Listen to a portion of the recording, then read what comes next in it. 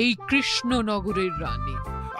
আমি তো তোমায় একটু কোনো কথা নয়, নিজের কাজ নিজে করুন, বুঝলেন? অন্দরমহলে আমার অনেক কাজ আছে। নিজের কাজ নিজে করব? আমি তোমার স্বামী, আমি তোমার কাছে এইটুকু আবদার করতে পারি না? হ্যাঁ,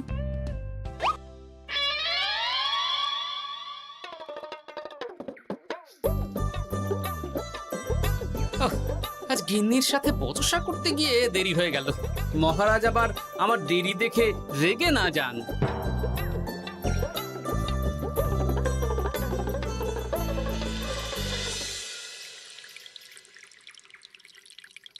হ্যাঁ, তুমি কথাটা খুব একটা মন্দ বলনি মন্ত্রী।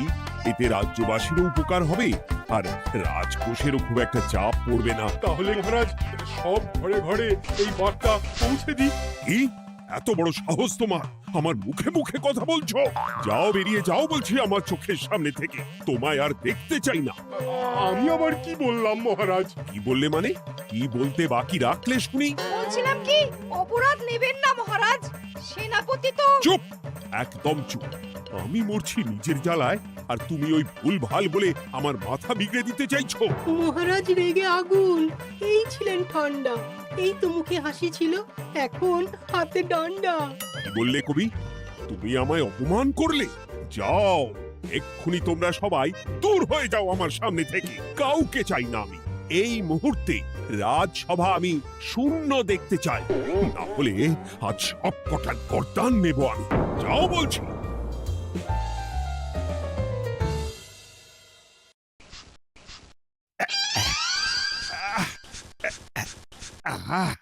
একটু শান্তি হলো। ভেবেছিলাম রাজসভায় করব তাই রে নাই রে, রাজা দিলেন ঘাড় ধাক্কা, এখন সবাই বাইরে। সে তো তোমার জন্য, তুমিই তো বেমক্কা একটা এমন কবিতা বললে। কেন এইভাবে চটছেন মন্ত্রী মশাই? দোষ তো আপনারও। আপনি তো কি একটা বলে রাজা মশাইয়ের মাথা গরম করে দিলেন। আমি আবার কি বলেছি? আরে মহারাজ তো সেনাপতির ওপর রেগে গেলেন। আরে বাবা, আমি আবার কি করলাম? পণ্ডিত মশাই কি সব বলে দিলেন, তখনই তো মহারাজ। এই আমার নামে একটা অসাধু বাক্য বললেই আমি কিন্তু। এ কি কাণ্ড! কৃষ্ণনগর রাজসভার সভারত্নরা বাইরে বের হয়ে কি মহা হট্টগোল শুরু করলেন। মহারাজ সবাইকে একসাথে ঘাড় ধাক্কা দিয়েছে। ওরে বাবা, এতগুলো ঘাড়ে রাজামশাই একসাথে ধাক্কা দিলেন কিভাবে? আচ্ছা, দোষটা কে করলো? দোষ করেছে ও, দোষ করেছে ও। দোষ করেছে ও। দোষ করেছে ও। এবারেও কেউ একমত হতে পারলেন না কে দোষ করেছে। আচ্ছা বেশ, কি হয়েছে কেউ একটা খুলে বলুন দেখি। আমি বলছি, মহারাজ বেশ খোশ মেজাজি ছিলেন, কিন্তু হঠাৎ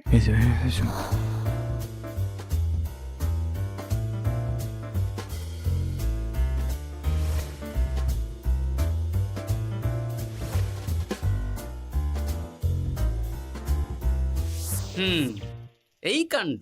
এ তো ভারী অদ্ভুত রোগ মনে হচ্ছে। মহারাজের আচমকা মাথায় রক্ত চড়ে গেল নাকি? হ্যাঁ, মহারাজ আপনাদের রাজসভায় ডেকেছেন। ওরে বাবা না, যাব না গো আমি, আমার কাছে আমার প্রাণ সবচেয়ে দামি। আমিও যাব না, নির্ঘাত মহারাজ গর্দান নিতেই ডাকছেন। আমিও যাব না গোপাল, আমারও প্রাণের বড় মায়া। আচ্ছা, এটা কি কোনো কথা হলো? হ্যাঁ, প্রাণের মায়া কার নেই বলুন তো? আর মহারাজ যে গর্দান নিতেই ডাকছেন তার কি কোনো মানে আছে? অন্য কারণও তো হতে পারে। তুমি কি করে বুঝলে? হ্যাঁ, বুঝতে পারিনি, তবে আন্দাজ করেছি। তোমাদের কথাতেই শুনলাম মহারাজ খোশ মেজাজেই ছিলেন, সহসা রেগে গেছেন। আবার যে সহসা খোশ মেজাজেই ফেরেননি, তাই কি বলা যায়? এটা তুমি বলনি তো মন্দ। চলো সবে ফিরিয়ে আনি রাজসভার ছন্দ।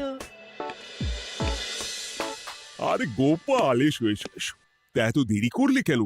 বাকিরা কোথায়? তারা আসছেন মহারাজ। আপনি তাদের ডেকেছেন, তাদের ঘাড়ে কটা মাথা যে তারা আসবেন না।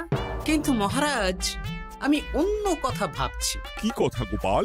আপনি নাকি সভায় আজ হঠাৎ সবার উপরে রেগে গিয়ে তাদের সভা থেকে বের করে দিয়েছেন মহারাজ। এ কি সত্যি মহারাজ? আরে না না গোপাল, মোটেও না। বলতে পারো আমি সবার সাথে একযোগে একটা রসিকতা করছিলাম।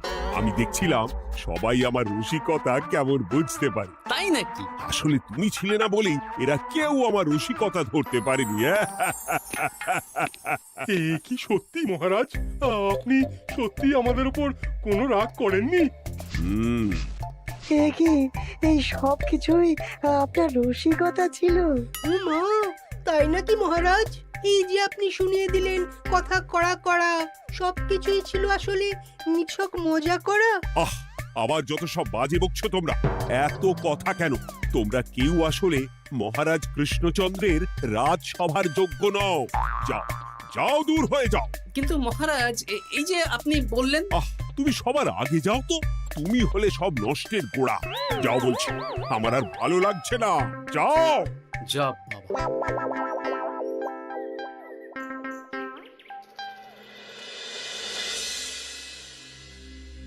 কি বুঝছেন? না না না, আমি তো সবই ঠিক দেখছি রানীমা। হ্যাঁ, এটা ঠিক যে নারীর গতি কিঞ্চিত চঞ্চল বটে, তবে তা তো হতেই পারে। বাকি সবটাই ঠিকই আছে। তাহলে এমন হচ্ছে কেন? মহারাজ এইভাবে যখন তখন রেগে যাচ্ছেন কেন? আজ শুনলাম আপনাদের সভা থেকে দুবার বের করে দিয়েছেন, আবার ফিরিয়ে এনেছেন। হুম হুম হুম আমি ওষুধ পাঠিয়ে দিচ্ছি, আর মহারাজের কিঞ্চিত বিশ্রামের দরকার। হ্যাঁ, তোমার মাথা আর আমার মুন্ডু। বলি, আমি বিশ্রাম নিলে রাজকার্যকে চালাবে শুনি তুমি, নাকি ওই অকর্মার ঢেকি মন্ত্রী? না মানে ওই আমি। যাও, আর আমার কথা বলতে ভালো লাগছে না। আমাকে একটু একা থাকতে দাও।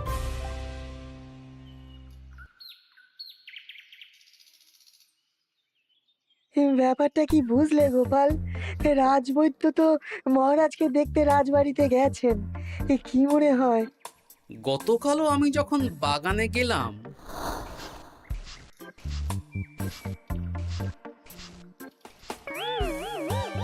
গোপাল, তোমার কি মনে হয় মহারাজকে কোন রোগে ধরেছে?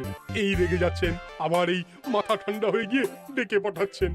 আমি বলি কি গোপাল, তখন সবার সামনে বলিনি বটে, তবে এখন তোমার সামনে স্বীকার করতে বাধা নেই। কি কথা বিজ্ঞানী? মহারাজের এই রাগের কারণ হয়তো আমি।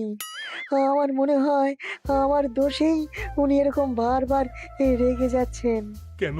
আসলে মহারাজ আমাকে একটা মাথা যন্ত্রণা সারার ওষুধ আবিষ্কারের দায়িত্ব দিয়েছিলেন, তো আমি অনেক চেষ্টা করেও সেই ওষুধটা আবিষ্কার করতে পারিনি। যেটা আবিষ্কার করেছি তাতে সেরকম কাজ হচ্ছে না। আমার মনে হয় ওনার মাথা ব্যথা থেকে এরকম হচ্ছে। সে যাই হোক, তুমি কিছু একটা করো গোপাল।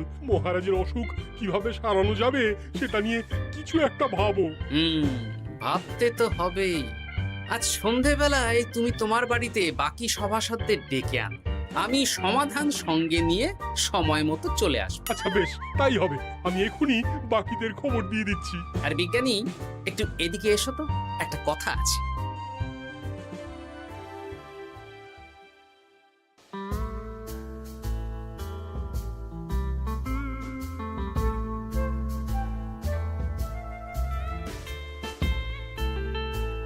গো, বলি এইভাবে ঘুরলে কি মহারাজের ব্যামো সেরে যাবে? তা সারবে না। তার চেয়ে এক কাজ করি, কিছুটা আলু আর ছোলা সেদ্ধ করেছি, তার সাথে নুন, লঙ্কার গুঁড়ো আর লেবু দিয়ে মেখে আলু কাবলি বানিয়ে দিই, কি বলো? হ্যাঁ, দাও দাও দাও, মন্দ হয় না। মহারাজের মন উচ্চাটন, তার কি কারণ?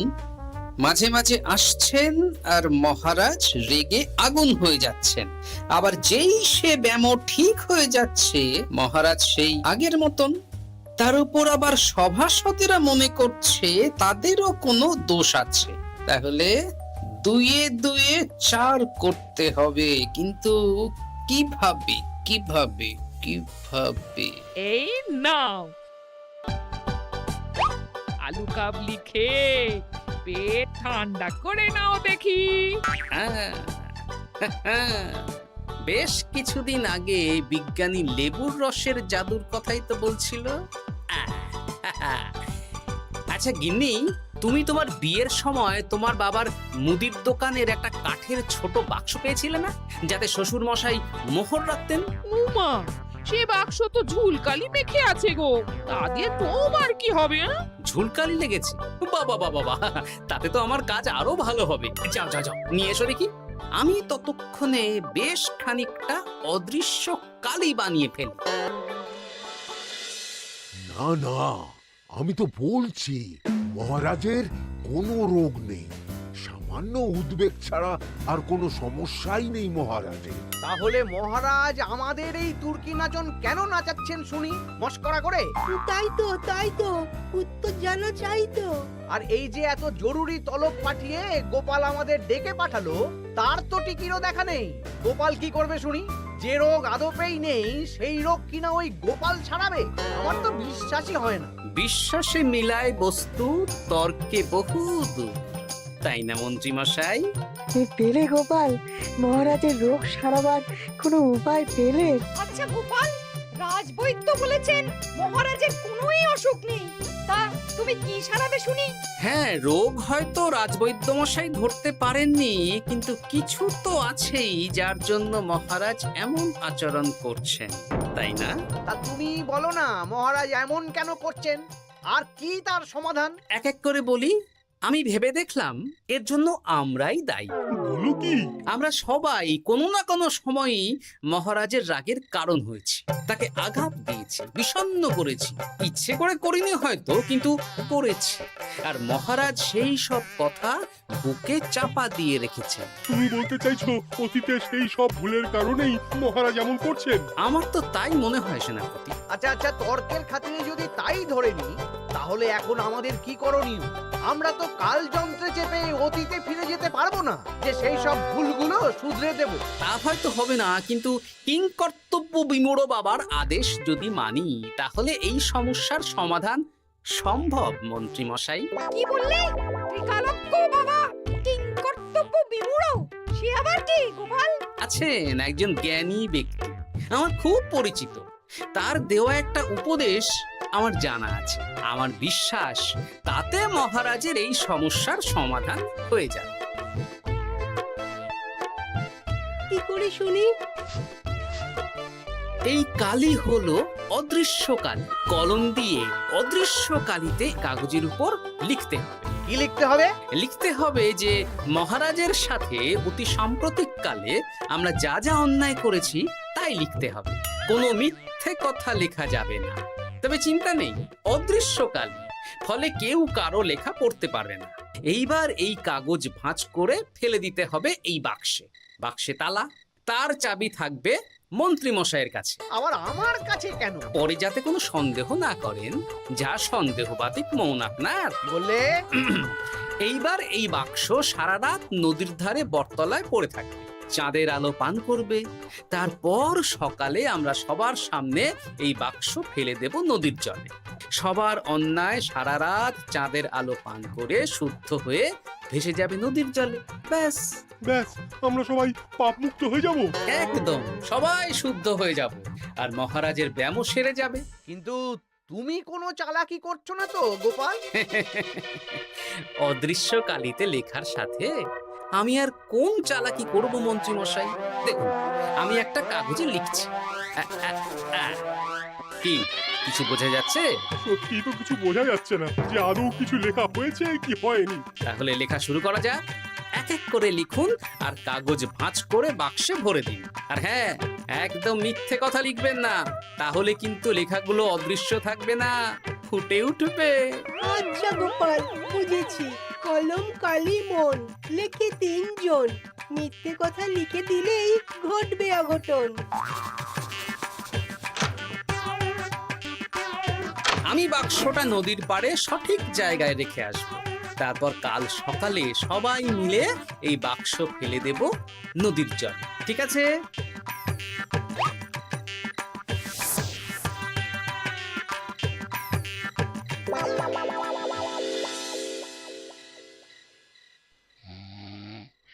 কথায় আছে, মনে যা আসে বলে যাও, ভুলেও লিখো না, তাহলেই বিপদে পড়বে। এদিকে কেমন সবাই নিজের নিজের দোষ লিখে বাক্সে ফেলে দিয়েছে। ভাগ্যিস আমি সবার লেখা কাগজগুলো রাতের অন্ধকারে বের করে আনলাম।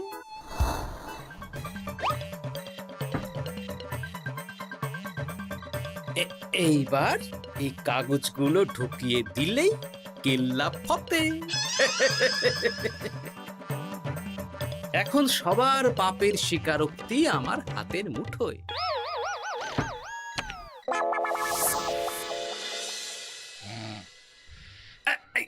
আরে, ও মা গো, ও বাবা গো, বলি নাক ডেকে তো ঘুমোচ্ছ, আর পিঠটা একটু চুলকিয়ে দাও দেখি। ধুত্তারি, এই জন্যই তো মাথাটা যায় গরম হয়ে। আরে, এই সহজ ব্যাপারটাই তো আমি বুঝতে পারিনি। মহারাজের অসুখ তাহলে এই। যাক, এই রাতের বেলাতেই একসাথে একটা ঢিল পেয়ে গেছি। এক ঢিলে মারবো 2 পাখি। রাজার অসুখও সারবে, আবার সব কটা পাজি শায়েস্তাও হবে। হ্যাঁ,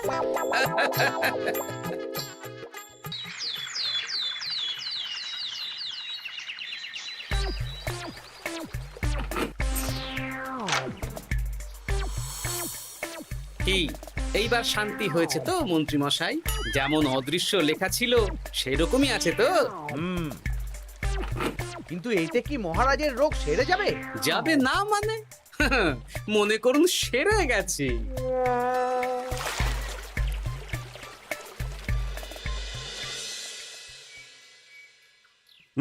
তাহলে আজকে সভার কাজ শুরু করা যাক।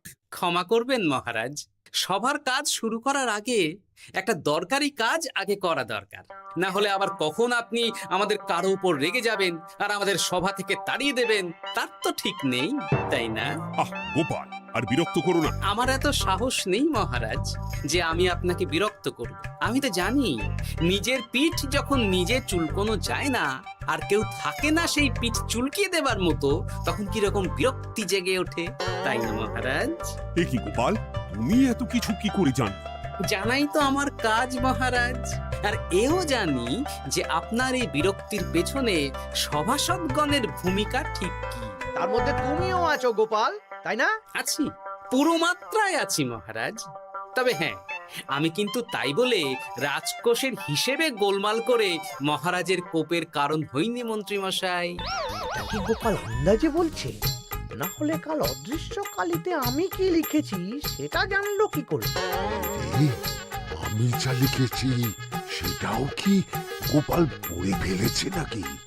যাকে পড়লেই বাকি, সব লেখা তো ওই নদীর জলে ভেসে গেছে। আমি যে লিখেছি তার প্রমাণ কি? তবে আর চিন্তা নেই মহারাজ, সমস্যার সমাধান হয়ে গেছে। এখন থেকে আপনি যতক্ষণ রাজসভায় থাকবেন, প্রথমে মন্ত্রী মশাই, তারপর পণ্ডিত মশাই, আর তারপর রাজবৈদ্য পালা করে আপনার পিঠ চুলকে দেবে। কেন আমি কেন চুলকে দেবো? না দিলে যে আপনার কপালে অনেক বড় শাস্তি ঝুলছে মন্ত্রী মশাই। রাজকোষে যে জালিয়াতি আপনি করেছেন তার স্বীকারোক্তি আমি হাজির করব যে মহারাজের সামনে।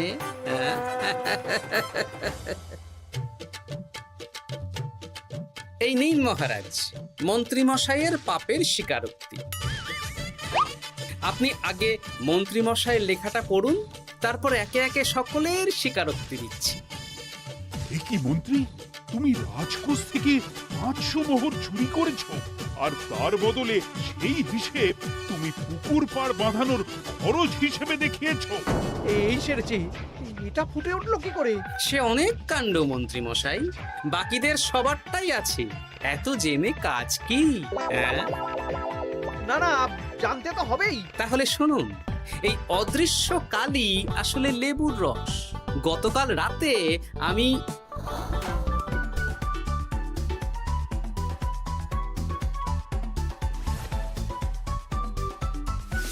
এবার লেবুর রসে অদৃশ্য লেখা কেন বা কিভাবে ফুটে উঠলো সেটা বিজ্ঞানী বোঝাবে।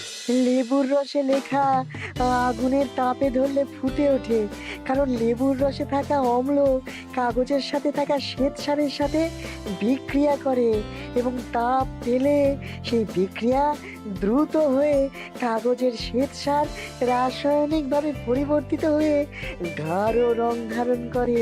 অনেক দিন আগে বিজ্ঞানীর কাছে ব্যাপারটা জেনেছিলাম, আজ কাজে করে দেখালাম। এবার মন্ত্রী মশাই দেখুন, মহারাজের সেবা করা ভালো না তার বদলে চাবুক খাওয়া ভালো।